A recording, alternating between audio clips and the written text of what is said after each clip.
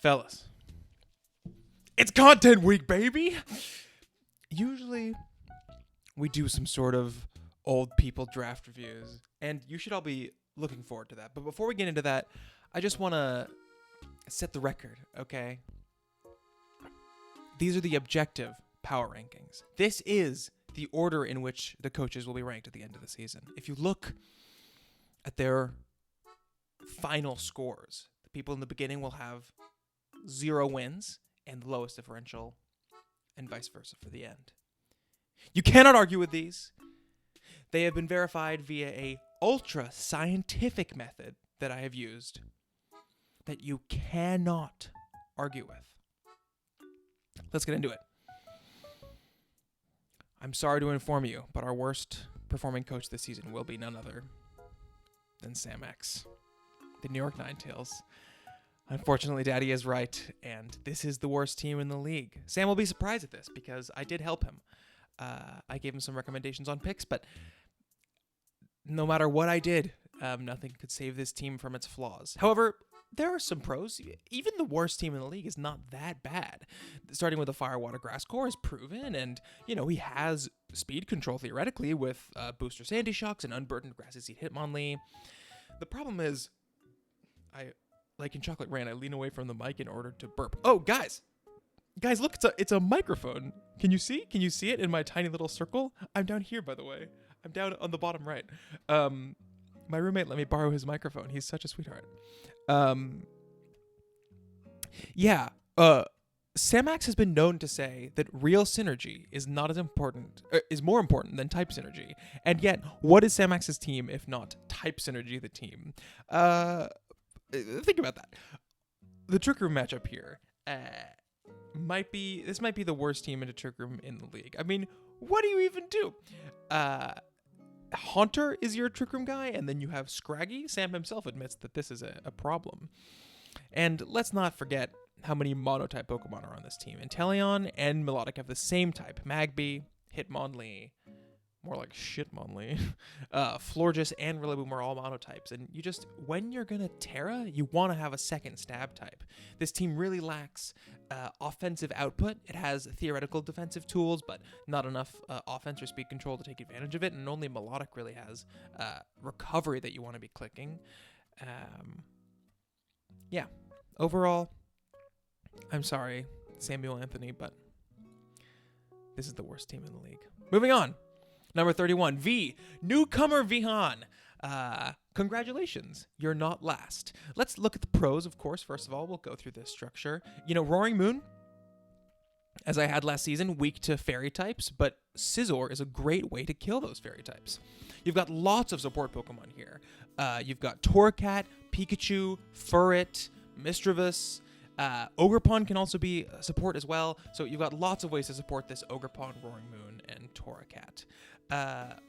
On the flop side, not really clear synergies on this team. There's a Scizor and the Roaring Moon, but besides that, I'm not really seeing how these things make sense together. I don't really know why you want two Follow Me Pokemon on this team. Guys, Pikachu isn't moving. It's crazy. Double Follow Me is interesting. Double Fake Out with Torracat and Pikachu just feels redundant. Two fast dark types is going to compound your fairy weakness as well. I don't trust it. Pikachu, why did you stop? You stopped moving again. It's really just redundancy on redundancy. And then to make matters worse, Misdreavus is great in Trick Room, but everything else is kind of struggling in that department. This team is overall not super fast, but also really doesn't have the slow options to make good use of Trick Room. Misdreavus is a great setter, of course, but that guy, plus Priority from Scizor, plus Imprisoned from Gardevoir, I don't know. I think this team is going to be struggling a lot to get power happening and maintain speed control. But still, better than Sam's team. And some people would say Sam's team is good. So, well done, V. Pancake. I spoke to Pancake just earlier today. As always, Pray Sheet 30. What's up, Greg? So, Ursaluna Blood Moon. Obviously extremely strong. We were just discussing earlier You give this Pokemon with huge HP and Fizz Def and Assault Vest. It does insane damage and doesn't die. So it's really well supported here with the speed control it needs, with Fake Out, with everything that is needed to position it to do a bunch of damage. The fast mode with Salazzle, Iron Boulder, Kingdra, Pawmot, Honchkrow, and even potentially like a Tailwind, Ursaluna, Blood Moon is certainly serviceable. And Trick Room with the 3 different setters here is pretty hard to deny. You have 2 that are weak to Ghost, but the Eggy isn't weak to Ghost. And then obviously Clops you can't Fake Out, and Hatterene you can't Taunt. However, what is this Kingdra doing here? It's a water type, but you already have a dragon in Eggy, and you're paying 11 points for a Kingdra with no rain and a Shroodle as your manual rain setter? Okay, so then your lead is Kingdra Shroodle. It'll work once, maybe, but in a 7-week season, I'm just not sure that it's worth 11 points for something that feels so inflexible. This team is obviously extremely weak to Imprison. Iron Boulder is good Mon for sure to prevent that, just by saying, oh, I'm leading this, I'm going the fast mode. But if you're doing that, then you're not getting value out of the Dusclops and Hatterene, which I think are both good pickups for their price, but just not really working that well with this fast mode because they're so slow, and then you're not getting your Trick Room up and you're feeling very sad. I think the typings are really the kind of death knell here, though, in that if you look at the type chart for this team, there's just nothing going on here. Ursaluna doesn't really have typing issues, so we have to ignore that. But for the rest of the team, there's a lot of Ghost weaknesses. Honchkrow is your way to hit the Ghosts back. Obviously, Ursaluna can hit them for neutral, but can't really hit them super effectively. Honchkrow's a 3-pointer you're probably not bringing a lot, especially not in the Trick Room. And there's a lot of other like big weaknesses here that I think Pancake needs to be worried about. But still, really cool team. I think for sure, really cool team that I'm excited to see perform. Slushy, former champ Slushy, always extremely scary. Speaking of scary, Urshifu Single Strike in round 3 is insane. He's got his top 5 in Incineroar, Suicune, Urshifu, Smeargle, and Thundurus, which are basically the whole team, and I think they're all very consistent Pokemon. Thundurus is probably the least consistent of those. With Smeargle, consistency is a weird thing with it, but, Fake Out, Wide Guard is pretty consistent, whereas Thundurus may not always have a good matchup, but generally these Pokemon are just really good to bring to every single game. And you know what? Alchemy and Squawkability definitely carry their weight. They're going to be the last Mon on this team comp most of the time. One of those two. And they're both Pokemon that I can see beating the, situational allegations. When is a +2 boost with Alchemy not useful? When is Intimidate or Scarf Final Gambit from Squawkability not useful?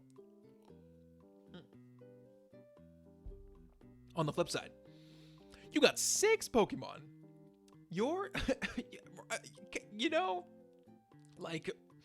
if we include Alchemy and Squawkability as kind of one slot, every week you have to bring one of these bottom 6. And they're all, Alchemy is good for sure. It's a value pick that he picked up, but there's a reason that fairy type lasted until round 7. 0 TR, and your priority is relegated to basically Quick Attack Squawkability, Sucker Punch Lycanroc, Sucker Punch Reboot, Sucker Punch Urshifu, and Extreme Speed from Smeargle or Suicune. Incineroar is very good into Trick Room, but Slowpoke is all you have, and then beyond that, I think it's a really tough matchup. Somebody just underspeeds Suicune, Urshifu, Thundurus, and all you have is your Fake Outs to blow it up. Incineroar can definitely run an offensive Flare Blitz, Room Service, whatever, but the whole point of that Pokemon is to switch in and out, not necessarily to do damage. Plus, Incineroar, Urshifu, and Smeargle all share a fighting weakness, and your Thundurus flying type can't hit those super effectively, so I think for a top 5 team like Slushy's drafted, you really need those top 5 to go perfectly together. I think the Palafin, Chenpao, Dragonite core, and Amoonguss and Arcanine was the 5. I think those guys went together a lot better than these 5 do, which is why I have Slushy so low. Boom! We love Boom here on the Jason Pollock YouTube channel. And you know what? This team is really cool. I think all these teams are cool. That's just, the truth of 32-team draft. Very solid Trick Room, obviously, for Farigiraf, with the secondary option of Porygon Z to really vary those threats. Porygon-Z now being weak to bug and dark being, I guess, the main difference. Really fun fire, water, grass, and type cores. Bohm, I think, has a lot of fundamentals here, or at least on the surface. Araquanid, Skeledirge, Breloom versus the Morgrem, Treads, and no Dragon, but the most important parts of the Fairy Dragon Steel core are definitely the Fairy and the Steel type. Looking at Araquanid and Porygon-Z, adaptability without needing to Terra, or Terra-ing not into a normal type actually, but into a different type and giving that type the adaptability plus Terra stab boost is great. And then obviously Water Bubble. This team does have huge offense coming from those guys in their Trick Room style. However, the fast mode here is, I think, what's lacking. You're basically looking at speed boost on Mega, booster speed Treads, and then Morgrem, Prankster T-Wave stuff. Maybe you got the priority from Breloom, but I think overall this team really struggles to go fast if it wants to go fast. And if you can shut down the Trick Room, which you probably can, since you're super hard targeting this round 1 Farigiraf, Bohm really struggles to get there, basically relying on the Yanmega and perhaps the Gligar if it gets Tailwind to try to match a fast mode speed. If your opponent happens to have Water Absorb, then you're in a tough spot because they can tear it into a Ghost type, and then they're immune to Water Bubble, Water moves, and Porygon-Z's normal moves. Granted, a Ghost type could get hit by the Scrafty or the Skeledirge, but those Pokemon, may not always be carrying Shadow Ball or Knockoff, may not always be on the field, may want to be clicking other moves like Fake Out and stuff like that. So that's definitely something I would be aware of. If you get rid of those two, where else is the offense really coming from? Something with a water immunity and then the ability to not get hit super hard by Porygon-Z. You're going to need a turn from Skeledirge setup, and in that time you may already be dead with how much damage is coming out with power creep in the DLC. Also, just super weak to flying overall. You've got Iron Treads as a resist, and then Araquanid, Scrafty, and Breloom and Yanmega as weaknesses. So definitely something I would look at patching up. But, fun team. Got a lot of cool stuff. Ryan O'Giggs. I love to see a properly supported Palafin. The round 3 Fungus is so funny. He has another Regenerator Mon in Reuniclus, so that's cool. All around good value. This team definitely has, 11 bringable Mons here. Fungus was, I think, a great steal. Braviary was a steal. Iron Thorns I was looking at so much during my drafting process, definitely a steal. Dugtrio for 4, sure, it'll come a few times and justify the price point. I think this team's probably strongest asset is having a really wide threat bubble. Obviously you have the Palafin, which is a huge threat, but Arcanine is a great offensive and defensive piece. Fungus is threatening Spores. Reuniclus is threatening Trick Room modes, and then you have obviously the Sneasel, Dragapult beat up stuff versus Cobalion and Arcanine. There's a lot of different things this team can do, not even mentioning Redirection Fungus plus the Dragon Dance Iron Thorns. So I think Ryan's done a good job of really diversifying his threats. However, Sneasel and Cobalion are tiered low for a reason. Dragapult is definitely a better beat up Pokemon, but with how much Follow Me there is in this format, I really don't think it's worth getting 2-3 beat-up users with a Dugtrio as well. You're basically always able to threaten the beat-up on Cobalion, but you want to be running Flash Fire and Intimidate Arcanine most of the time. I don't know. It seems like a lot to spend on that. And you have 3 points left. Maybe there's something glitching here, but Ryan, spend your damn points. You can turn that Dugtrio into a 7-pointer. I would say you can probably keep the Sneasel for Fake Out, although maybe you could trade it up for a Hitmonchan and get a much better Fake Out Pokemon that isn't here for this kind of, I don't know, situational beat up mode. Water types also giving a lot of trouble. Your electric type being Iron Thorns, being weak to water, and then Fungus not being very offensive. Reuniclus's electric type move is Thunder, which you don't want to be clicking. So most of the team can't hit electric types besides Dragapult. Can't hit water types besides Dragapult and maybe Iron Thorns, but you're weak to water. So definitely a concern I have, but really cool team. Especially love those top 3. Camo Camo, I think once again, perhaps, is going for a very value-heavy draft with Basculegion as the top mon. Sylveon here, Basculegion, Mesprit, Rotom. These are great, like, Volbeat, Tailwind plus Mesprit Trick Room Pokemon. They can go either way, which is fun. Great spread attacks with the Hyper Voice, the Earthquake from Rhyperior with multiple ground immunities, and obviously the Eruption. And then I think like the early value picks in the Volbeat and the Sneasler and the Sylveon really were, I don't know about necessarily underpriced, but a really good way to like get top tier threats without spending a ton of points. So you save a lot for stuff like the round 4 Typhlosion, round 5 Basculegion, round 6 Rhyperior. I think the Typhlosion and the Basculegion here are your like ghost types who are filling similar roles as like weather abusers. You don't necessarily need Sun Up for Typhlosion, but you do want Rain Up for the Basculegion from Volbeat. And if you don't have the Rain Up, if you do have the Rain Up, then the Typhlosion is rough. And if you don't have the Rain Up, adaptability with Tailwind is good, but it is like a big conflict there that I would be concerned about. There's like Sun and Rain pieces, and they kind of get in each other's way. I think this is an overpay for Basculegion. You know, it is kind of priced along with Politoed and Pelipper, and with your Rain Setter being Volbeat, it can work, but 18 is a lot of points to pay for it. And then you kind of don't have that one thing that's really threatening. Maybe it's like Swagger Volbeat plus Mirror Herb Sneasel is like your number one threat. Overall, you know, I think the team is fun. It's funky. It's something that I would definitely have a lot of fun with, but I think a lot of stuff here is more easily counterable than some of the like really top tiers that are on the board. And without like intense synergy, I think this team may just end up coming short in terms of both bulk and offense. Just like last time we looked at, struggles with waters. Dipplin and Rotom are your ways of hitting it, but Typhlosion and Basculegion and Rhyperior are all really threatened by water types, and obviously Dipplin and Rotom aren't your first string mons, so something that I was concerned about. Moving on. The Doctor. Funny mouse combos. Redirection plus Como is funny. He's got the beat up into the Primeape.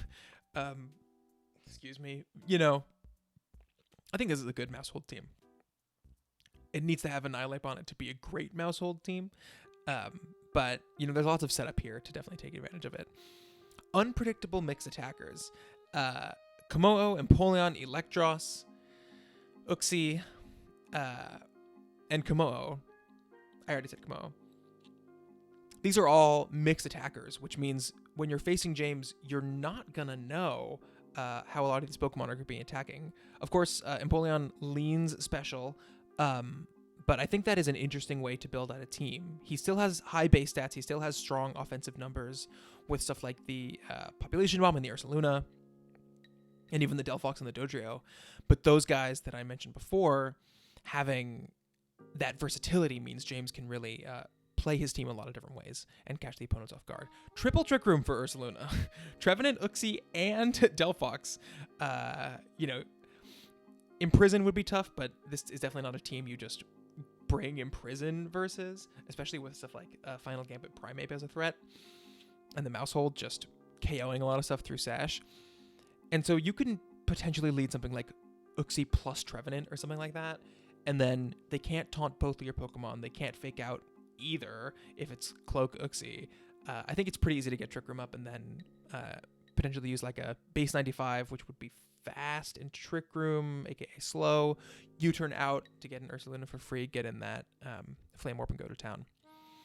In terms of negatives, this team is weak to fighting types for sure. Mousehold, Empoleon, Ursaluna definitely struggle with those, and your best way to hit them was going to be the Uxie, the Dodrio, and the Delphox, which, you know, those are Pokemon on your roster, but when your top 2 and kind of 3 of your top 4 share that one weakness, that might be a bit of a concern. I think outside of the Terra Normal Mousehold and the Ursaluna, you're lacking explosive offense. And the reason I say that is because they're both normal types, right? Facade is your move of choice, and then the Population Bomb is your move of choice, and you really want Mousehold to be doing support duties here because it's really most of the Pokemon on this team are intended to be damage dealers. You have the beat up into the Primate, but it doesn't have stab on Rage Fist, and so compared to some past teams, like perhaps Sam Axe's team has the Arcanine and the Rillaboom, right? Which have varied offensive threats, and I'm sure many teams we'll see in the future are going to have even stronger options coming out. Maushold and Ursaluna feel a little bit redundant, a little situational. The fast mode I think is kind of whack. Delphox Dodrio is basically what we're looking at here.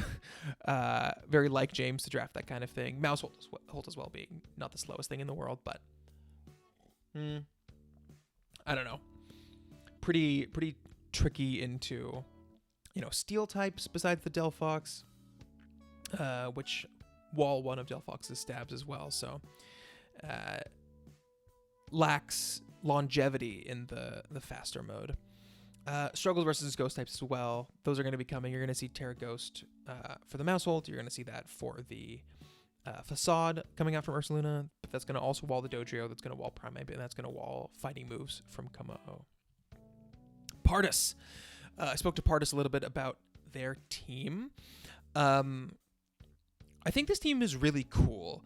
The main thing with this team is it does kind of telegraph a lot of what it's going to be doing. So Iron Hands, Amoonguss, and Oranguru, I think, make up for a really great Trick Room 4, even with kind of number 5, Trick Room 3 with number 4 in Bruxish being immune to Fake Out, kind of double Fake Out immunities going on here. And obviously Iron Hands and Amoonguss is going to do really well. Lots of fun modes for your opponents to cover. Like I mentioned, you've got the Crocodile Anger Point, you've got the Cole Bruxish, you've got Noivern going for the Boom Burst next to Oranguru, Crocodile going for Earthquake next to Oranguru, Colossal going for Lava Plume next to Oranguru, and Doxbun. I'm sure I'm missing something. I'm sure, he's going to do Amoonguss hits Lurantis with Acid Spray to give it +2 special defense, and then it goes for Superpower, and now it's at +1, +1, +2, or something like that. Getting amazing use out of Telepathy. Oranguru definitely being able to take the Lava Plume from Colossal, the EQ from Crook, and the Boom Burst from Noivern is cool. I think the thing with those combos, though, is that when you lead them, you're generally, with the way this specific team is constructed, leading Pokemon that are relatively inflexible. So Crocodile, if you're doing it with Anchor Point, it's really not an 11-pointer, and your opponent knows exactly, okay, it's Cryogonal has to hit Crocodile, so Crocodile probably isn't holding its Choice Scarf, which is one of its best items, or at least isn't outspeeding the Cryogonal. Cryogonal can go for Icy Wind, Crook can go for Protect, so that's one mix-up there, but you can kind of just fake out the Cryogonal or kill it with something faster, and then Crocodile doesn't get that boost and is kind of giving up its much better abilities. Same thing goes for Colossal and Bruxish. You just bring your Follow Me Pokemon, and then you just got a Colossal. I suppose Bruxish does get Surf, but if it's not going for Aqua Jet, then you can hit it before it can hit the Colossal, and then you might end up with a Colossal holding a weakness policy at base 30 speed, just getting blown up by a ground type move or something like that. I think this team is also relying on those combos for damage. Stuff like the Anger Point boosting Crocodile to be strong, weakness policy boosting the Colossal. Besides Iron Hands, really none of these Pokemon feel like they do a lot of damage, frankly. And that's largely because Amoonguss, Noivern, and Oranguru are taking, 42 of your points? And they're all kind of support Pokemon. I don't think you can afford to go for a top-tier Redirector, a top-tier Trick Room Setter, and a top-tier, fast flying type without any of them also being big offensive threats. Grass Terror, I think, is also a threat. Really good into Iron Hands electric moves, obviously needed for Amoonguss, but also lets you resist the Crocodile Earthquake and any sort of Bruxish moves. I think overall, you have the Colossal or a potential Hurricane from Noivern or Sludge Bomb from Amoonguss, but you really want your Pokemon to cover each other's Terra types. And I don't think this team does a good job of supporting the number one type into this team, which is Grass. Keith, Chi-Yu! Yeah, this is a very Chi-Yu focused build, which could be a positive and could be a detriment. Chi-Yu, Bundle, Comfey, Zapdos, probably Decidueye are all going to be here taking advantage of that Chi-Yu action. I think the rest, though, don't have the same kind of threat level. And while that's good, that does make the team a little bit one note. Makes you weak to stuff like AV, weak to Snarl, weak to Light Screen. I like the TR mode here with Comfy and Metacham as setters. They both, don't necessarily immediately scream we're setting up Trick Room, so you can catch people off guard with that a lot. And then the Mudsdale is something I always gonna respect. Is what I said. Crazy. 3 Tailwind users and 2 Fake Outs.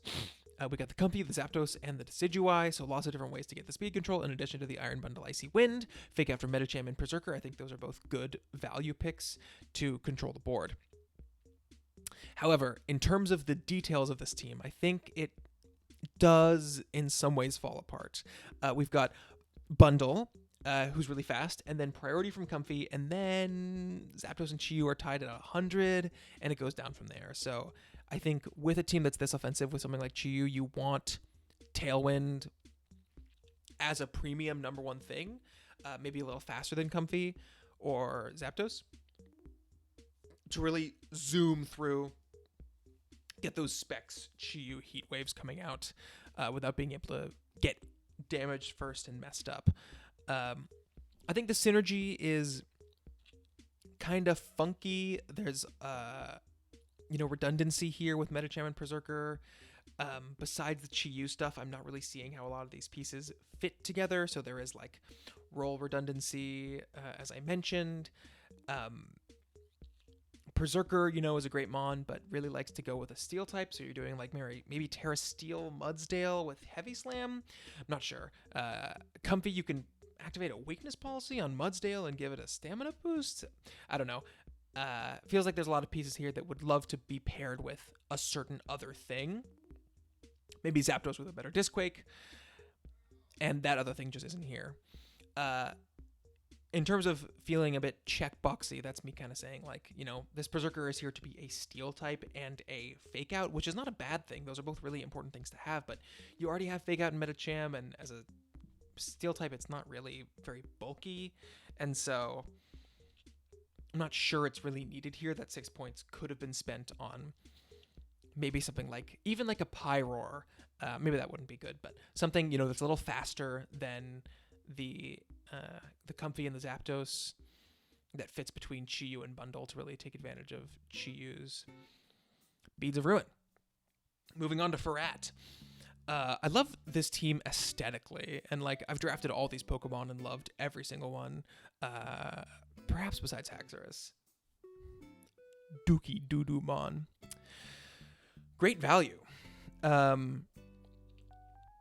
This team has this cool Flygon for 5, which I think is pretty tough to draft without a single target ground move, but next to potentially Rotom Wash, I think that's a really good like budget Disquake mode. Haxorus for 9 versus Flygon 5 is crazy. Haxorus is definitely super overpriced on this board. But the Lucario and the Ditto and the Golem, I think, are great value. Solid cores and fundamentals, yeah.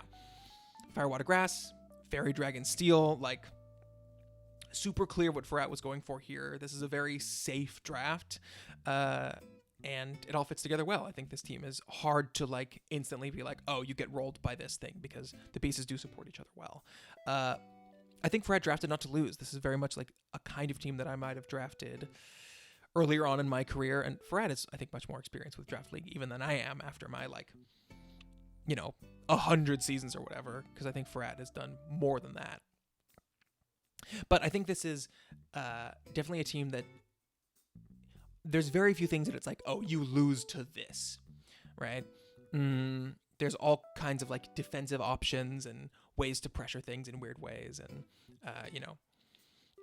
you've got the Tailwind in the Trick Room from Whimsicott. You've got a lot of stuff kind of covered speed-wise. It is interesting, though, that Whimsicott is the only Trick Room setter here. I think this Golem, or maybe the Haxorus, could have been good Trick Room Pokemon, and then, Snorlax, Golem, Golden-Go are all, I think, pretty good Trick Room abusers. And to draft Snorlax without Trick Room, besides Whimsicott, is a pretty interesting way to spend 8 points. I think Flygon is pretty redundant here. I like it in terms of value, but You already got a dragon and a ground type. You could certainly drop that for like a slower Trick Room setter and be in a really good spot. If they match your Tailwind, this team is not fast. You have priority from Lucario and Haxorus. You have speed from Whimsicott. But, you know, if this is their team versus a Tornadus team or a Murkrow team or a Talonflame team or something like that, you set up your Tailwind, and then you're going to have to click Cotton Spore the next turn to make any of your Pokemon outspeed. And that's really what you want from something like, you know, Volcarona and Golden Go, who do a lot of damage, but definitely can get one-hit KO'd by top tiers like Roaring Moon or an Orgrippon.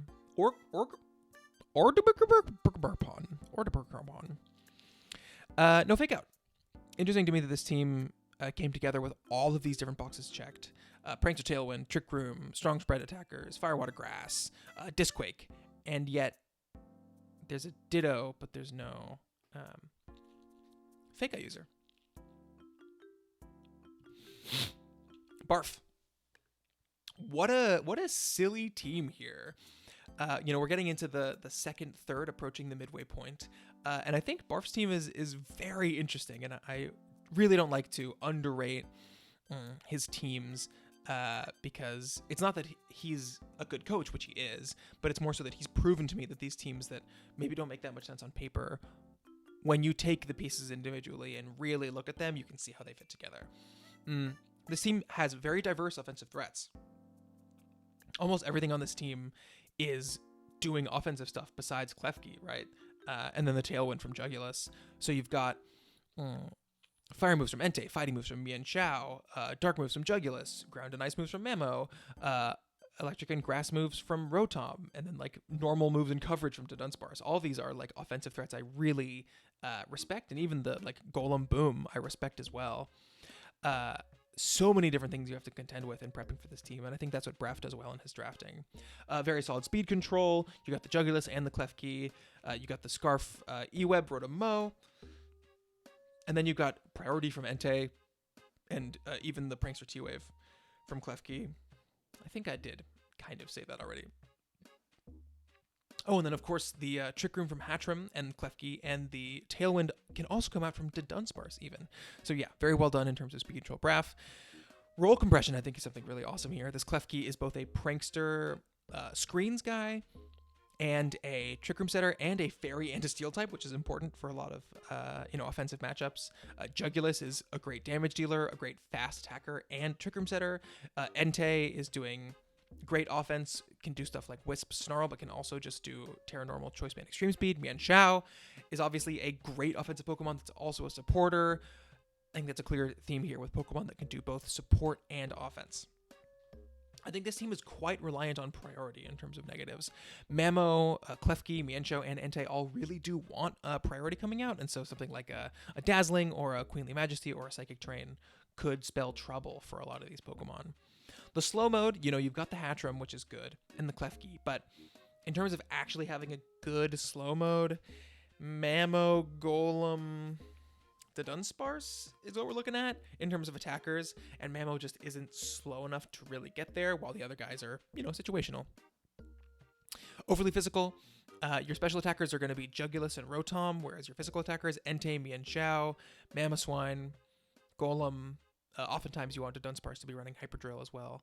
So, there's definitely special options here, but I think stuff like Reflect especially will give this team some trouble because the top two can't be intimidated, and Entei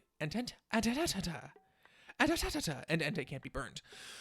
Moving on, this is technically Tay and Dan. I think they're going to be working together to division champs with many, many championships between them. Definitely the team to watch this season. So why have I rated it on the lower half? Well, starting with the positives, you got your Firewater Grass that's looking pretty good. You got your Fairy Dragon Steel, which is looking pretty good. Things fit together well. Is there a Psychic Fighting Dark here? Bronzong Psychic? And then Great Tusk Fighting and Persian Dark type. Yeah, I think the team has a lot of fundamentals there. Zero redundancy.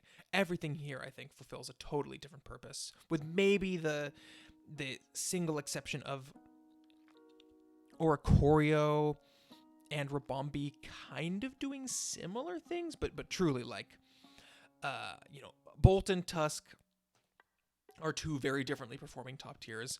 You got your Bronzong Trick Room, you got your, dual speed Sarah Ledge. That's kind of a setup threat on the physical side, with Tusk kind of wanting to be more straight up offense.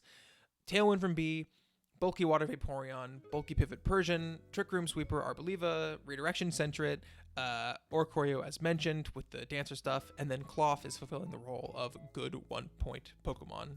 But, I mean, even that guy, right, is going to be your strongest Rock Slide. Especially if you want to be doing something like a Banded Tusk or something like that. Booster competition in top 2, and they're both weak to Fairy and Ice.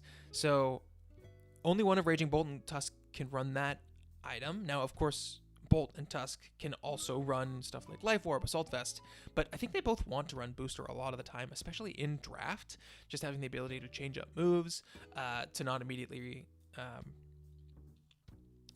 to reveal that they might have Protect and make that a threat, because oftentimes they run AV if it's not Booster. And the fact they also share weaknesses is a concern for sure. This team has tools to deal with both of those typings, Fairy and Ice, but you never want your top 2 Pokemon who are going to be coming to a majority of your games together to have so many kind of conflicting issues. I will say it's hard to see the strong synergies in this team. If there was a Sunsetter, I would say Raging Bolt, Sarah Ledge, Great Tusk, Harvest Arboliva with Terra kind of all fit into like a Sun thing, but that's only manual Sun coming out here. The Trick Room from Bronzong, Arboliva, Raging Bolt is, it's a Trick Room mode for sure, but I think Tay likes to draft these very, very flexible pieces. But sometimes that comes at the cost of getting strong, synergistic pieces that allow for explosive options. Tay will be able to respond to his opponent's game plans, but there will be times that the opponent is just dishing out more damage due to Pokemon kind of giving each other multipliers than this team can muster. And there's no fake out, once again. Always a good thing to have. And okay, I don't know what's wrong with me. I put no fake out. Persian Alola is on this team. Comment if you're watching the video. Comment, Jace, you so stupid. You so stupid. The rank is not changing. Moving on. Heaven. Oh, we love the Registeel round 1 pick. Great roll compression. You've got, Latias is a speed control Pokemon. It's a setup sweeper. It's an offensive piece in its own right. Gyarados, similarly, very offensive with Dragon Dance, but also has T-Wave and Intimidate. The Cetitan can be kind of like a slow Trick Room piece, and like a Belly Drum fast guy. Hydreigon can be like a dedicated Trick Room, or not Trick Room, like Tailwind piece, but can also be offensive. Lots of versatility in the pieces. I think, depending on if you respect Limit or not, that's up to you. Heaven definitely likes it and will bring it. But I think this team really has a lot of like big threats in the Latias and the Snow mode and the Gyarados, while also having a full team that's bringable. Oh, and the Hydreigon, which is just hiding in there at the bottom. Very sneaky. And this team really does defense super well. Registeel, Latias, Gyarados, Ninetales, Cetitan with the Snow Boost, Hydra with a Levitate plus Terra. Super tough to break through this team. On the flip side, I think it is lacking natural speed. You've got the Cetitan going fast, and then the priority coming out from Thwackey. But besides that, your fastest Mon is Latias at 110, which I think at this point in the generation just isn't quite cutting it. Besides Hydreigon and Cetitan, I'm going to say, there's not a lot of turn 1 offense. Latias can drop a Soldu Draco. Gyarados, has high numbers, but really likes to be defensive and kind of needs to go for a Dragon Dance to get going. With only, Waterfall as its stab, it's really not as strong as you want it to be. And the Trick Room mode here, Slowbro's I think a reasonably okay setter, especially with something like a Thwackey backing it up. But this team really doesn't take great advantage of it. And with so many of the pieces here being kind of mid-speed, I I wish there was just a little bit more investment in the slow mode. LS. Look at the power on this team. Chen Pao with Ogerpon, Zapdos, Lycanroc, Cinderace, and even the Piloswine and the Rug Trio. Oh, I'm recording a 32-person power ranking. I'm going to pick up the pace. Yeah, crazy damage. Great value picks as well. I think Monkey Dory for 12 was a great pick.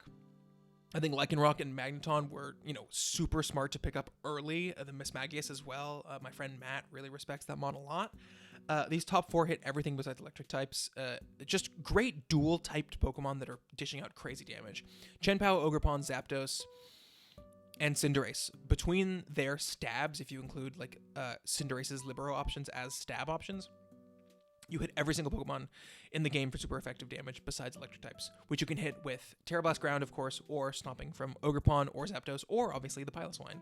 I would have loved for this team to take a higher tier ground type, maybe, to cover that potential weakness, because it's really about taking Okos every turn. This team got no defensive going on.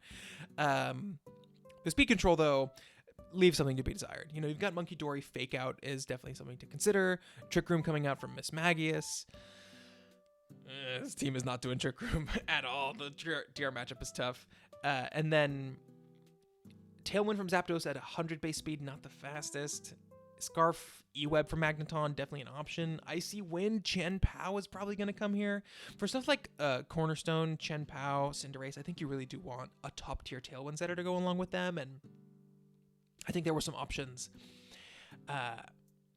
in that Monkey Dory slot, maybe in that Cinderace slot that could have been really great Tailwind setters that may have complemented the team a little bit more. Moving on. Lackey. 11 super bringable mons. I think this is the first team where, with Duosion being, I think, a pretty great steal in 2, this team, you really have to prep for every single Pokemon on the roster. There's nothing that I can ignore in this team. And the synergy is great. Tyranitar, Excadrill, obviously, with Houndstone is cool. You've got Indeedee and Weirdeer and Duosion, so great expanding force users as well. Maybe not great, but good for sure. Fletchinder giving and Raikou giving secondary Tailwind options here. Slitherwing and Brute Bonnet kind of sneaking in to be a side Sun mode as well. You can see how a lot of these pieces kind of fit together and flex. There's no water type on this team, which seems like kind of a mistake when there's a lot of water weaknesses. Raikou and Brute Bonnet obviously deal with them, but Tyranitar and Excadrill really don't want to deal with them, and so seems like something you'd want to have. Also good to beat opposing ground types, which are good into Tyranitar, Raikou, and Excadrill. And really only get hit by the Brute Bonnet. Huge booster competition between the Brute Bonnet and the Slitherwing, unless you're running Sun, which you don't want to because of the Tyranitar Spadef boost you'd end up giving up. Obviously, you'd weaken water type moves coming into T-Tar, which is interesting. But yeah, I think Brute Bonnet and Slither both really want the booster, and neither of them are going to get it.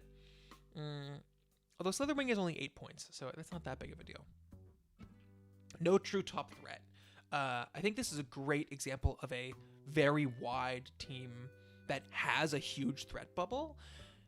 It's just, Excadrill is not who it used to be. Indeedee male, expanding force is cool, but not ideal, and you're not really pressuring those dark types as well as you maybe could be if you had a fairy type on this team. And then, the Brute Bonnet and the T-Tar are the most expensive guys, and they both share a lot of weaknesses to fairy to fighting. And they also happen to be kind of these mid-speed fast guys with 4x weaknesses who kind of have to Terra to not just get blown up by a random coverage move. Moving on. Daddy. Exactly 16 positions away from Samax. Very interesting. With a, on the surface, similar team, but I think it comes together much more sensibly, according to my objective rankings, of course. Eagle-eyed viewers may notice that a little birdie told me a certain team is not in the bottom half, which you may find interesting. But we're looking at Daddy's team right now, not that team.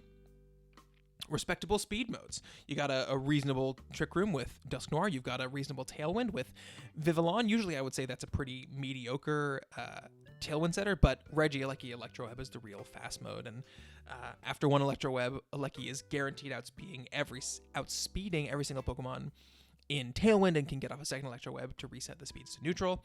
And then you've got a Zelf who's pretty fast. Scarf Heatran, who's fast as well.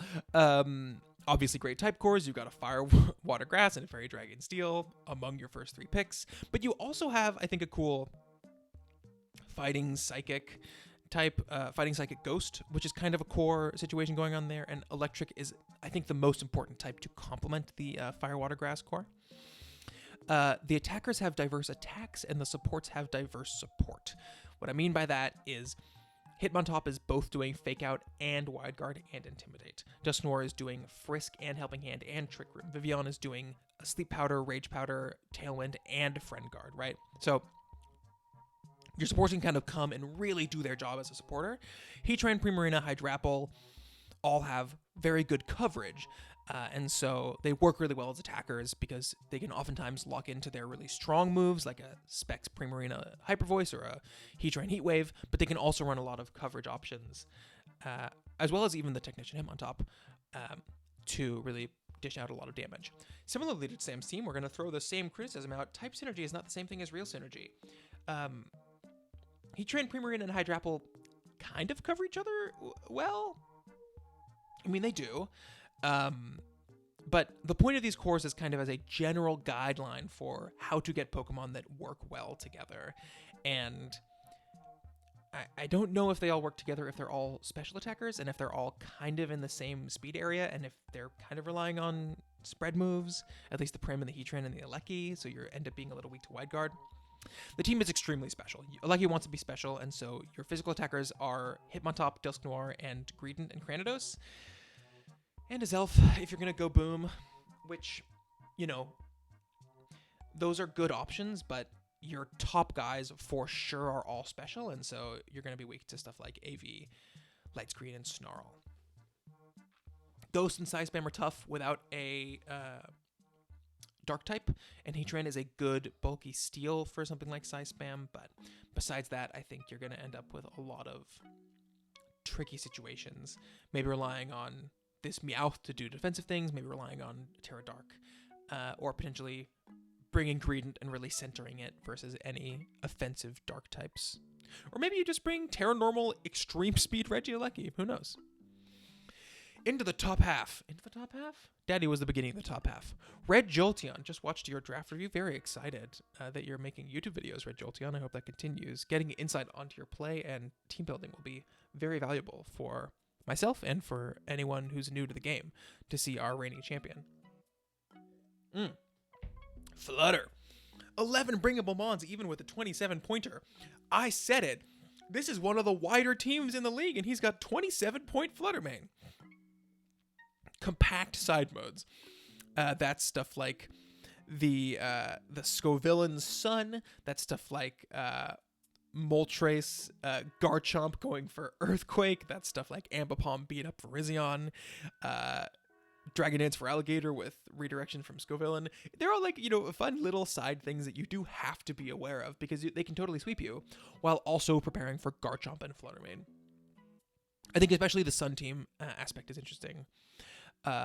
You've got obviously the Fluttermane Proto, the Sunny Day from Meowstic, but that is going to be boosting attacks from Moltres. It's going to be boosting the Scovillain, of course, and it's going to be weakening any like water type moves coming out into this team's grand total of 0. No, the Moltres. The Moltres is the only water weakness. Still, I think a cool mode there.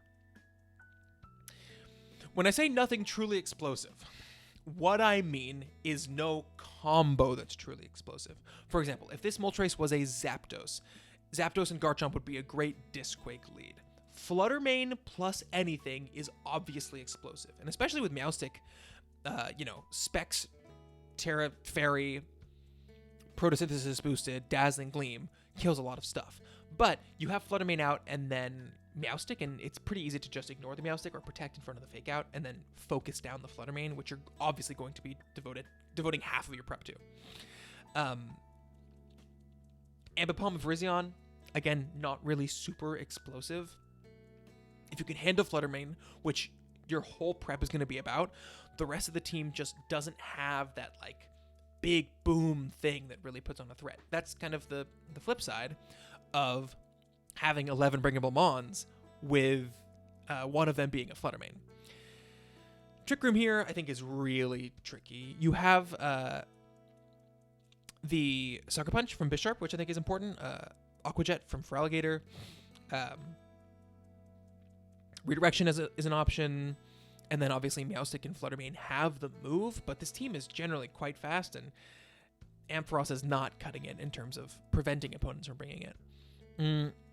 Everything besides the top three feels very situational. So Fluttermane, Meowstic, and Garchomp, I think, come to every game and oftentimes are going to be helpful. But Bisharp, Moltres, Feraligatr, Virizion, especially these bottom four,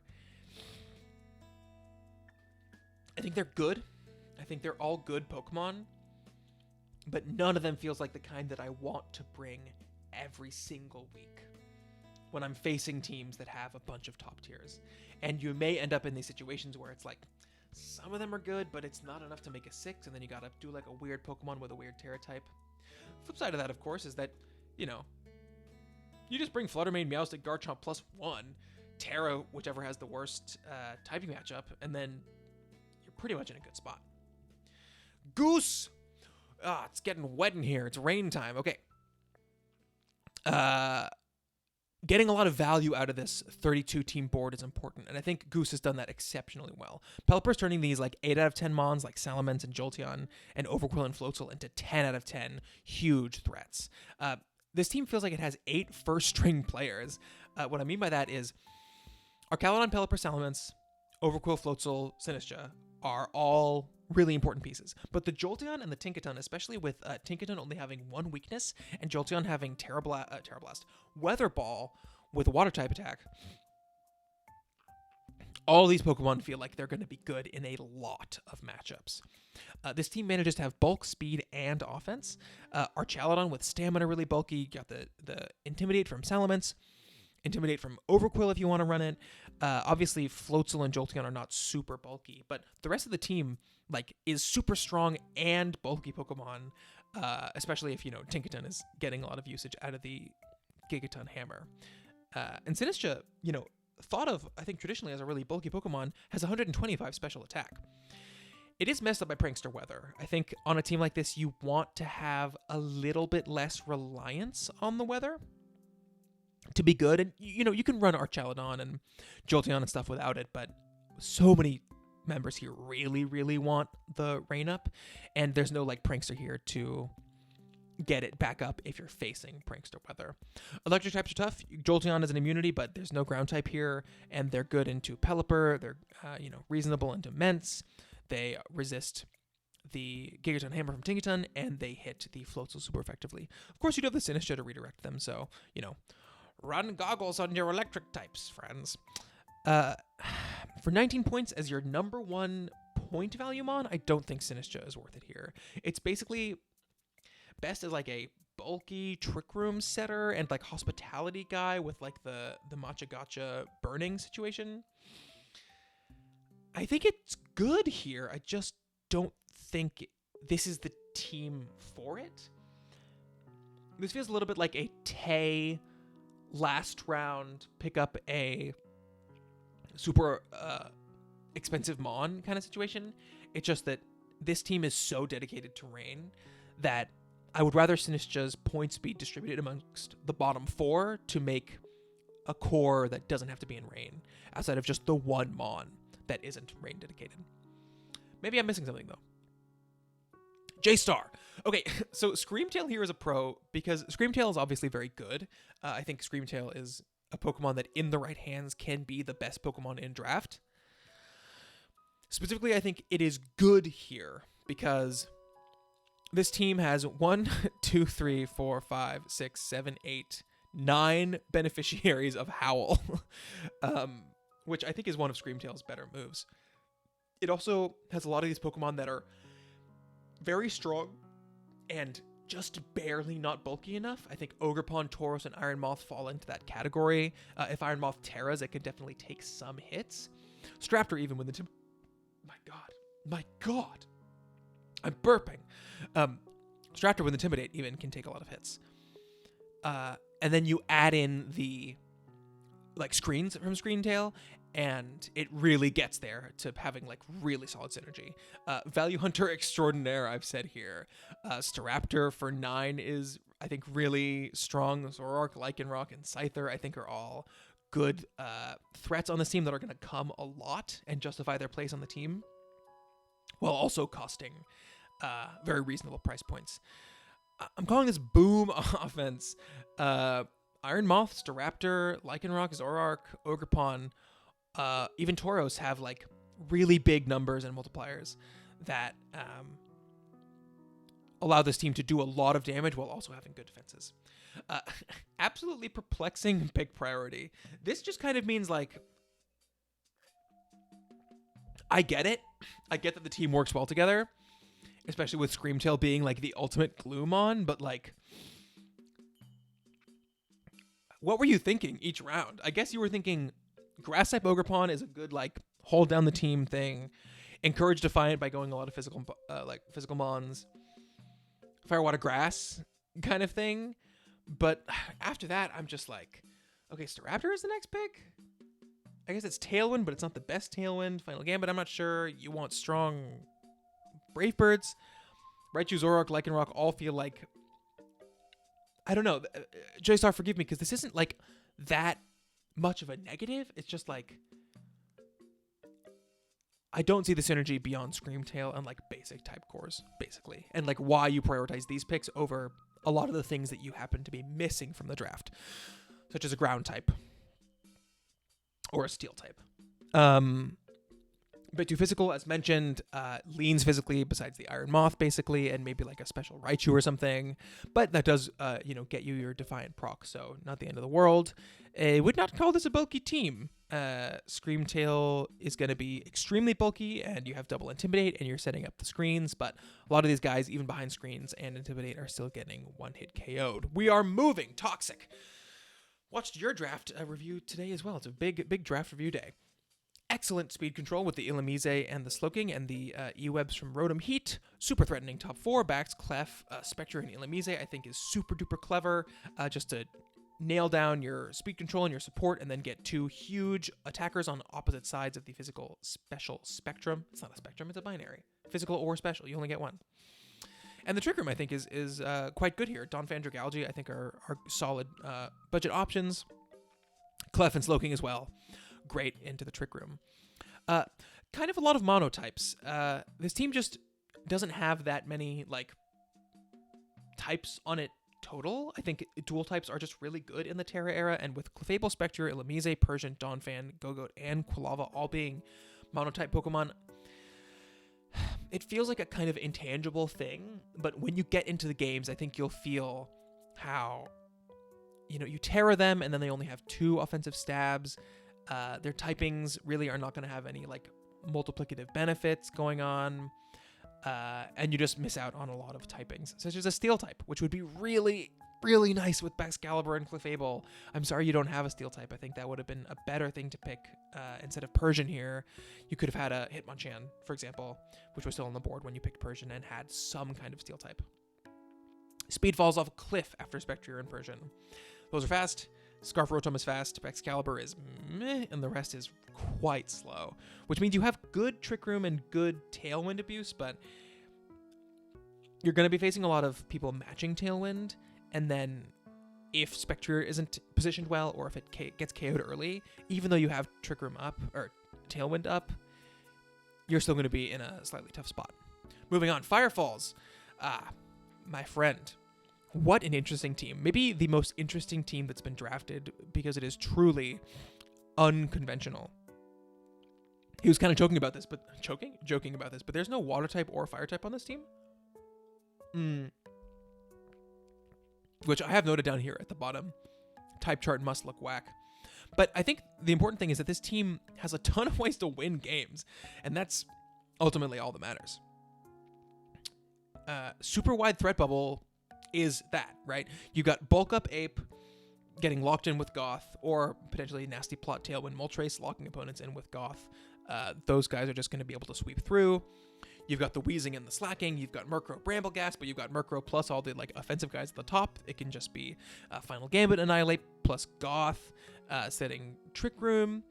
There's a lot of different ways to like use these Pokemon together, and I think prepping for all of the different like synergistic modes, as well as the individual Pokemon, is going to make this a really tough team to handle. Multipliers on multipliers. That's going to be Sheer Force Tauros, stuff like Defiant or Rage Fist Annihilate, Berserk on Moltres, and the Wind Rider Brambleghast. This team is just cranking up those like strong offensive numbers. And great roll compression and versatility. Gothitelle is a Trick Room setter and a Fake Out Pokemon, and Shadow Tag, and competitive, and Frisk, doing so much for the team. Tauros is both offense and defense with Intimidate. Annihilate, functions as defense by not wanting to have its Rage Fist boosted. Moltres is both Tailwind and a Spread Attacker and Snarl. It's really only Murkrow here that's kind of like only doing one thing. And the thing it does is the thing it's extremely good at. So really love the way that this team can do so many different things with its Pokemon. If they match your Tailwind, it's tough. Murkrow's fast. Slacking is not that fast. Everything else is quite... Tauros is not... It's fast, but it's not that fast. Everything else is quite slow. So you get kind of one turn where your Prankster Tailwind is faster than their Jumpluff or Noivern or whatever, but then they set up Tailwind if you don't kill their setter, and now they're probably going to be outspeeding you a lot. This team doesn't make great use of TR. You have a Gothitelle, and then your best Trick Room sweeper is like Wheezing, Annihilate, Stonejourner, I don't know, Fortress. You've got the Gothitelle there, which can also like obviously imprison there, and I think the Trick Room matchup is one you can certainly handle, but I would have loved to have seen maybe a really solid like Trick Room sweeper here instead of the Fortress and Stonejourner, for example. You could kind of liquefy them into a 1-pointer and then a 8-point like Trick Room Mon, like a Caparaja or a Dreality or something like that. And the type chart with no water and fire type must look pretty whack. But we're not looking at the type chart here. We're looking at, can this team win games? And the answer is yes. Although that is not the perfectly scientific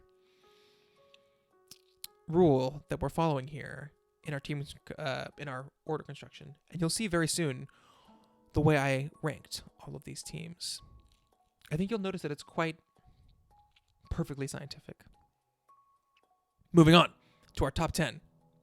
It's me. I think the Grest? If you say best and greatest together, it comes out as Grest. Now there's other ways that could have been flubbed, which would have been worse than saying Grest. So we'll all be happy with what we got. The best thing about this team is that everyone's going to get a nice tan. It's having fun in the sun. And the con is skin cancer. If you want to know how I actually feel about my draft, watch my draft analysis, which hasn't been uploaded yet at time of recording. Joey Jokes, number 9. 10 bringable Mons. Not the Sandile, but the rest of these Mons are good. And you have a 28-pointer. How did you do this? Urshifu and Meow are weak to Fairy.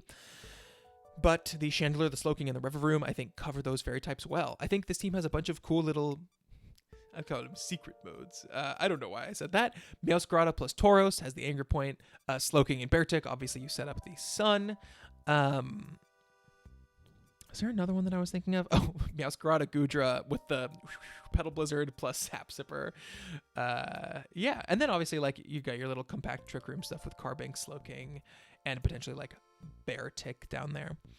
I think this team has, hugely great Pokemon, great Fire, Water, Grass, a bunch of like combo options, and great fundamentals as well with like speed control and Trick Room.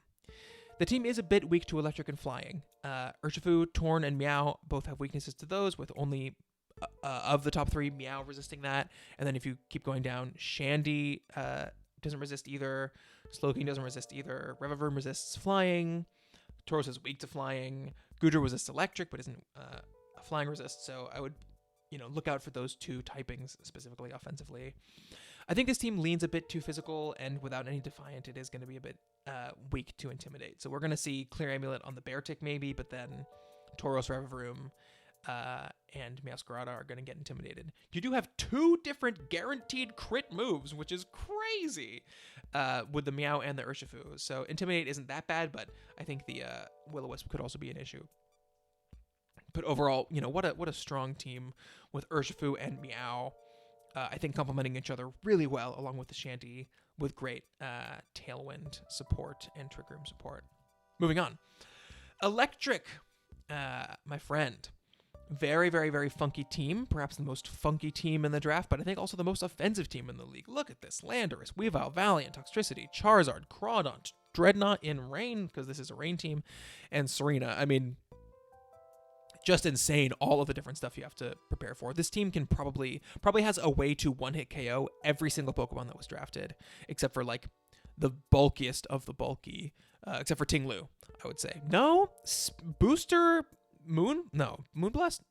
Booster Close Combat from Valiant probably gets there. Anyways, 11 great Mons. You've got 2 20-point Mons, and yet all the Mons here are really good. I think this is quite impressive, Electric. That you've got 20, 20, and 15, and then the rest of these Mons are just good. Looking at this, I actually am flabbergasted that you drafted this. It feels like you may have had 120 points instead of 110 to work with because of the incredible just amount of like threat you have going on here. However, there is one concern, you could say, which is that this team is not great in terms of bulk. A lot of these Pokemon need Focus Sash, and they're competing for Focus Sash. Weavile wants it, Val wants it, Toxtricity wants it, Charizard wants it, Crawdaunt really, really wants it, Dreadnought wants it, Sableye wants it. And there's really no like bulky options to speak of here besides Serena, Poltergeist, and Knucklestack, and maybe like a Sableye Will-O-Wisp. But a Will-O-Wisp from Sableye, it's going to slow down your opponent, but your opponent's still going to be able to 2-KO a lot of these Pokemon. So you're committing fully to offense, and I just don't think that's that consistent of a game plan. Because if you don't have the right matchup, or if you get caught off by an unexpected Terra, you're in a tough spot. I would say maybe commit to one weather mode. You've got Charizard in the sun, and you've got Dreadnought in the rain. And I think, you can make your other Pokemon benefit from that with something like a Crawdaunt in the rain, Landorus not being weak to water from the sun, but I think you should commit to one of those 2 options. We're almost to the top 5, but first, flying in from outer space, it's Steve Monty Scott. Objectively, the 7th best team is a mono-flying team, or at least mono-flying plus a duck. Here's the case. Steve knows exactly what you're bringing. He is already in your head before you have even started prepping, because you have to bring your good answers to flying types, or else you're going to get rolled. And so he knows exactly what you're bringing, and he's able to counter that with his Terra types and with the rest of his Pokemon. This team is incredible at baiting out Terra. Any Pokemon weak to flying or even neutral to flying is likely going to Terra. Lots of Pokemon are going to be Terraing into Electric and Rock types, and this team is great at forcing you to do that, especially with stuff like Dragonite E-Speed as well is going to force a lot of people to run Terra Ghost and stuff like that. Yeah, I think this team is surprisingly good. I think this is a surprisingly viable strategy, and Teve is going to do... Teve is going to do well with it. 0 roll competition. I think this is true. I think all of these Pokemon are fulfilling a separate niche, which is insane given they're all the same type. Thundurus is a support and offense mon with speed control and Prankster for Hawlucha, while also being the team's best fast special attacker. Dragonite is super versatile, but largely this like E-Speed / like weakness policy multi-scale kind of thing. Corviknight is a steel type, so it's like really the biggest bulk lord here, while also being a slow Tailwind, which it is kind of the best like slower bulky Tailwind option here, while also being a body press Pokemon. None of the other guys here do that. Enamorus is a slow fairy type Trick Room Sweeper. Drifblim and Hawlucha, I suppose, conflict. No, they don't, because that's the thing. Drifloon doesn't want to be unburdened. It wants to be slow. It wants to be Flare Boost Trick Room, and it's it's breaking item clause with Flame Orb being a good item to use. Gliscor here is an endgame mon with the Toxic Orb thing while also being an electric immunity. Halucha obviously is super speed with either electric terrain from Thundurus or a Swagger with a Mirror Herb, while being like a strong fighting type physical attacker on the fast mode. Tropius is Wide Guard, Meteor is a Shell Smash, Toucannon is a value 1-pointer, and Ludicolo is for fake out and rain strategies. I mean, it's unbelievable how these Pokemon do different things. There's lots of teams here that have way more redundancy than this team does. Oh, breathe. Obviously, weak to Electric, Ice, and Rock. It's a mono-flying team. Duh. No shit. I think there's a lot of reliance on Gliscor here for electric and rock types. Obviously, Corviknight also helps with the rock types, but, you know, it is hard for Dragonite to Terra because Gliscor is going to be needed a lot of the time to win games, and it's going to want to avoid its ice weakness. So Dragonite is going to have to be, you know, stuff like Yache Berry or maybe like a Choice Band E-Speed without the Terra kind of thing, if you're going to plan on Terraing the Gliscor. I think no dark type with Dragonite is rough. And what I mean by that is Dragonite is going to be clicking Extreme Speed, your opponent is going to be clicking Terra Ghost, and you'd like to have something to threaten Terra Ghost types. Most of their Terra Ghost mons are going to be outspeeding Drifblim and potentially will have the Terra Blast for that, so Drifblim isn't necessarily a good option to answer that. Number 6, almost at the top 5, is our friend Sukaba.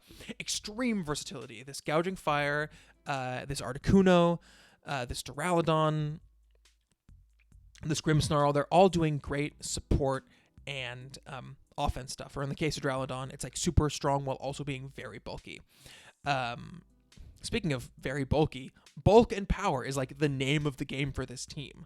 Most of the Pokemon on this team are very bulky, especially with the support of Grimmsnarl Screens and Parting Shot. And the majority of these mons take a hit and then deal massive damage back. Plus, I think you got big value here. Duraludon for 9, I think, is a super great team player. Quaquaval for 10 has historically been a really great mon. You got him late. Offensive water type, fire type, not fire type, fighting type. Zipstrike, I think, is cool for 2 points. And then Vikavolt and Glastrier as well. Like a great hitting on both sides, Bolt Beam, Trick Room core. I think this team really takes full advantage of Sukawa's points.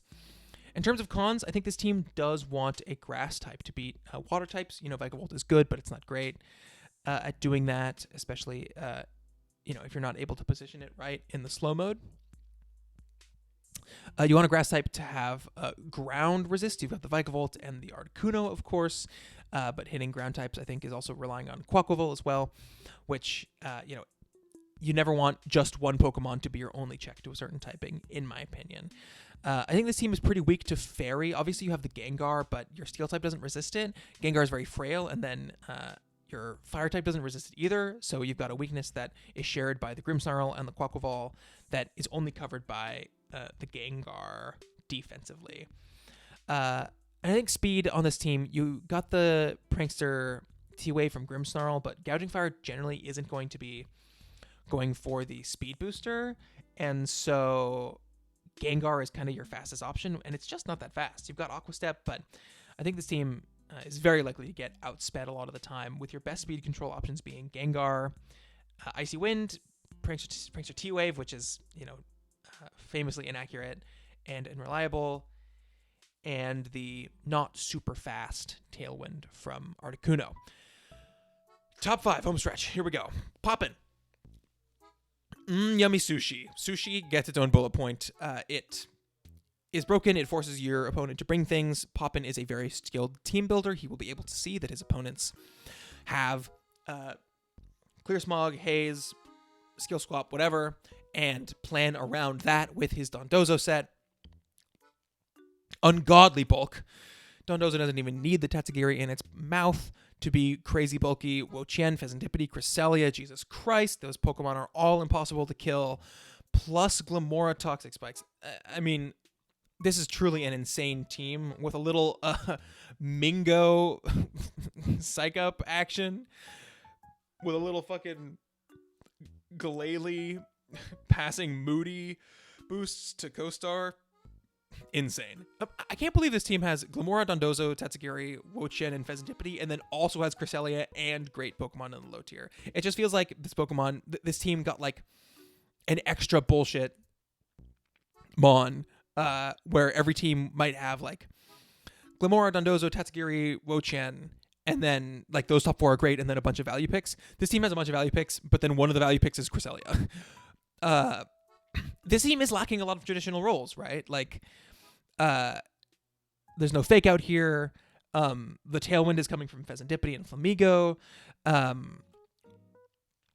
Investing in like double waters and a grass type means like your fire type is a Camerupt. This isn't like a super versatile team in terms of the game plans. It's almost always going to be bulking it out or doing Dozo stuff. And so Poppin is going to have to rely on somewhat unconventional team building and really stretching his muscles to the max to get the most out of this team. Too much endgame, not enough lead.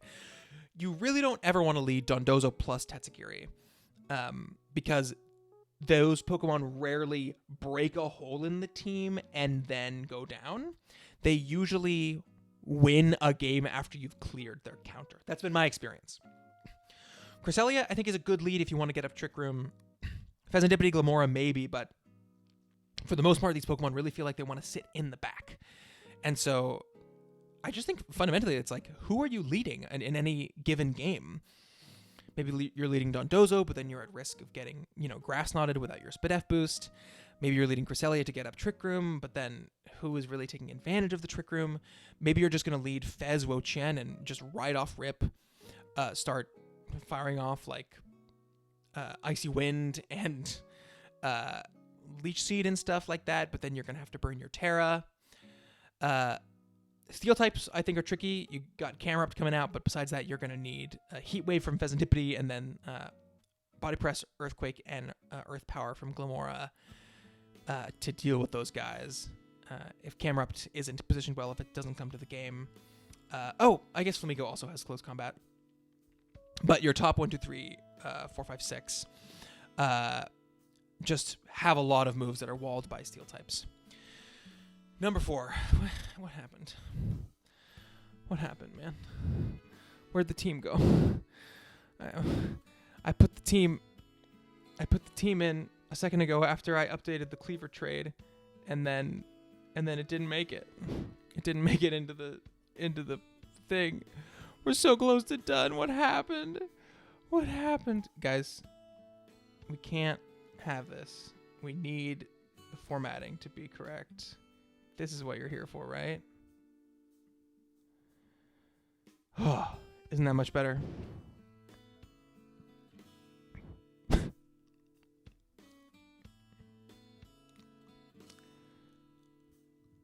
You seeing this shit?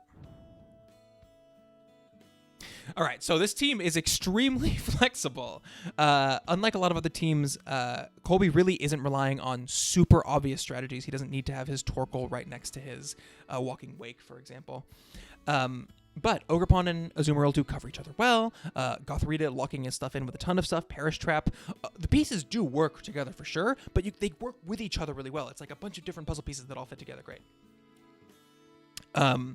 Explosive offense with Ogerpon, with Cleavor, with Espeon, with Azu, even with Kilowattrel with like a competitive boost, and good defense with the Gudra, with the Gothorita, with the Powdon, with even the Litten if you want to do that. I think the top 4 have insane unconventional synergy. Ogerpon, Azumarill, Kilowattrel, Gothorita, being the top 4 that I'm referring to here, actually go really well together. Azu covers almost all of Ogerpon's weaknesses, and Ogerpon covers almost all of Azu's weaknesses. You got Trick Room and Tailwind for both of them. You got Follow Me for all that stuff going on.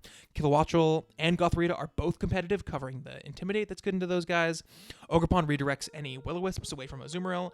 I mean, I think it all fits together quite well. Cons. Double Mono Psychic and Mono Ground is kind of weird. Hippowdon and Sandslash is probably not the best version of a Sand Core. Espeon and Gothorita have extremely different roles, but they do have the same exact typing, so your kind of coverage moves and Terra Blasts for one cover the other. The team is super physical. You've got Kilowattrel as your special attacker. Gudra kind of wants to be special, and Espeon does. But Cleavor, Hippowdon, and your top 2 in Ogerpon and Azumarill being special. Ooh, guys, I'm itching my nose. Okay, I'm not picking my nose. My nose is just itchy because I've been talking nonstop for like 2 hours. I think a Will-O-Wisp isn't going to be great, and neither is Intimidate, but Reflect could certainly be a threat into this team. And if, you've got a good way of threatening the Kilowattrel, then Intimidate could be going hard.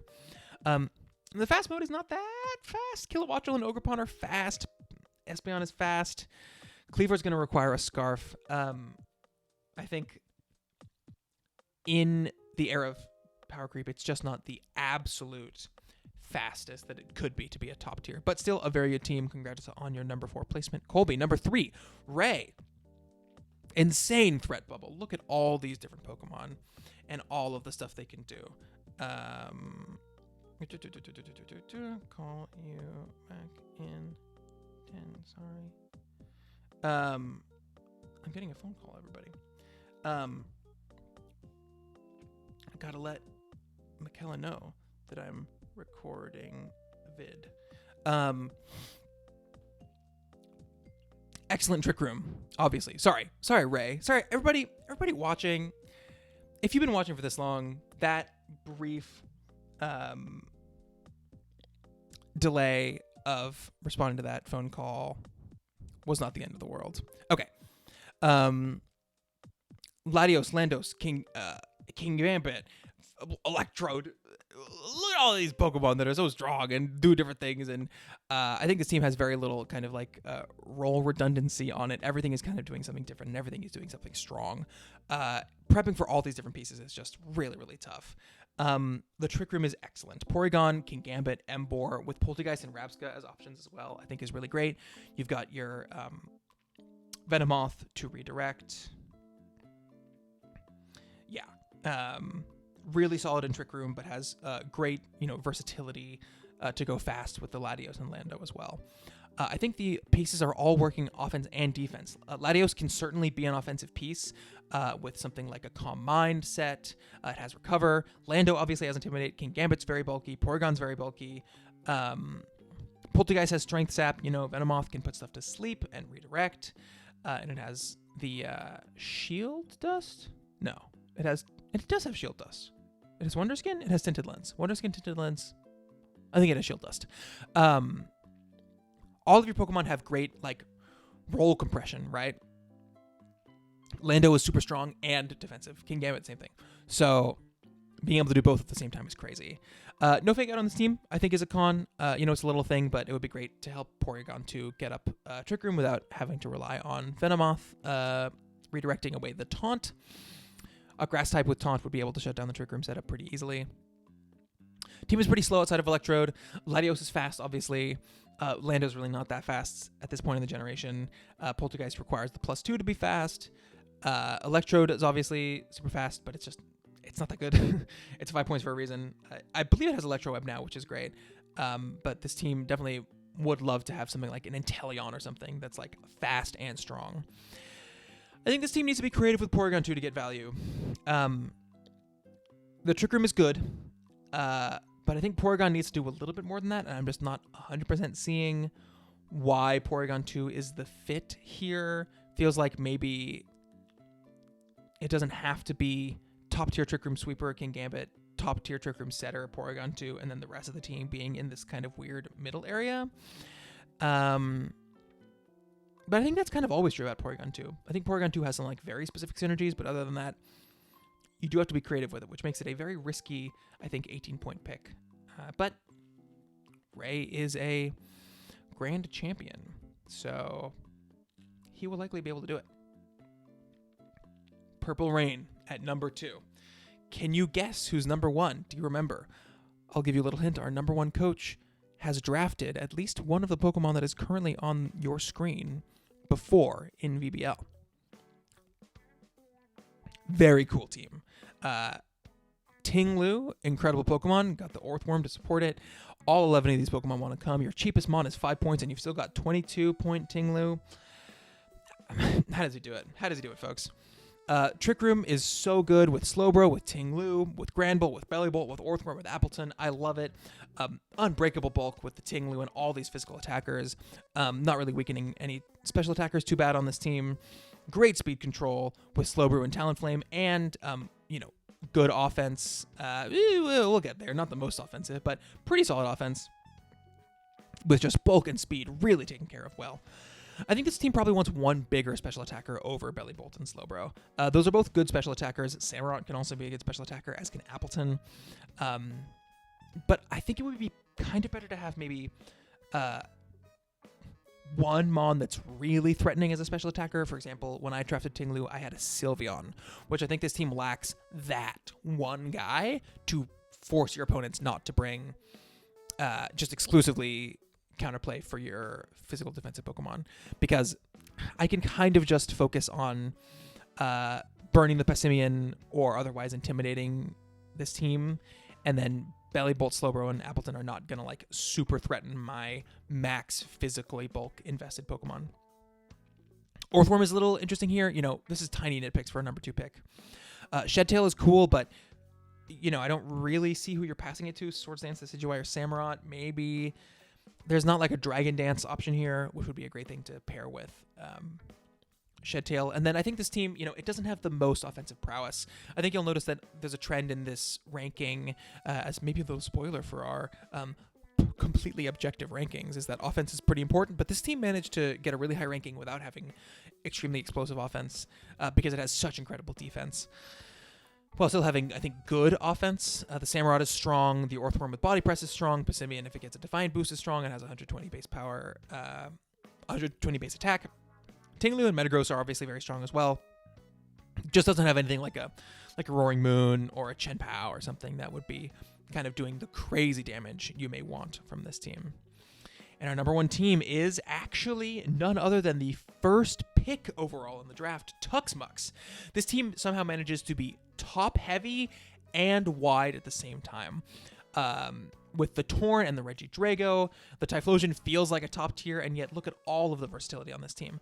Absolute nasty Torn abuse. Typhlosion, Eruption, Regidrago, Okidogi with the speed control. I think this team is like the definition of, I'm taking all these mons that kind of suck unless you have Tornadus, and I'm taking Tornadus, right? It goes first. It's the best Pressure Tailwind setter. It kills every single Pokemon between all the crazy offensive guys, and it lives a ton of hits because Typhlosion, Basculegion, Regidrago, Okidogi, Magnezone have great bulk. There are some minor nitpicks. This team wants to have Rain up for Basculegion, which weakens the Typhlosion. It wants to have Sun up for Typhlosion and Shiftry, which weakens the Basculegion. It wants to have Hail up for Articuno, which means you can't then also have the Weathers up for Typhlosion, Basculegion, and Shiftry. Although you probably want to run Wind Rider or Shiftry anyway, so not that big of a deal. Electrode is, I think, a bit redundant when you already have a Magnezone and a Tornadus. For 4 points, it's totally a valid Mon to have. I just think it's possible there could have been something better. I like that the team has great priority in Spiritomb and Low-Kicks and Shiftry, and even like a adaptability Aqua Jet from Basculegion is strong, while also being a Tornadus team. I think that's so cool. Perhaps a bit weak to Wide Guard, Bleak Wind, Eruption, and E-Web for Magnezone potentially, Blizzard from Articuno, and the Dragon Energy, of course. But definitely not something Tux can't play around, and these Pokemon obviously have lots of strong single target moves as well. There's the final ranking. Thank you for getting through this whole video if you did. I hope you listened to it on 2 times speed or something like that. I don't know. Crazy that we do this. I have no idea how long this video is, but I expect it's really fucking long. There you are. There's kind of how it's broken down by tier. I think there's a pretty reasonable bell curve going on here. Really, really love those top 5s. Top 5 teams. Apologies to V, our new coach, for ending up in the bottom tier. I think you'll see why I ranked your team so low. And Samax, no apologies are going to be given to you. At the end of the day, I am an old head at heart. And with that, we've come to the end of the video. Thank you all so much for watching. And I hope you enjoyed this vid and hearing my takes on all these teams. Very excited for the Olds draft review. Keep an eye out for my draft analysis, and we'll see you next time. Adios.